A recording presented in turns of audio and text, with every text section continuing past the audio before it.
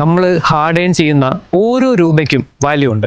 ആ വാല്യൂവിനോട് ഏറ്റവും കൂടുതൽ നീതി പുലർത്തുന്ന ഒരു വാഹനമാണ് ഹോണ്ട അമേസ്. ലോകത്തിലെ തന്നെ ഏറ്റവും നല്ല CVT ഗിയർ ബോക്സ് ഹോണ്ടയുടേതാണ്. അതും അമേസിലുണ്ട്. 416 ലിറ്റർ ബൂട്ട് സ്പേസ്. ഒരു ഫാമിലി ട്രിപ്പിന് വേണ്ട എല്ലാ സാധനങ്ങളും ഇവിടെ കയറിക്കോളും.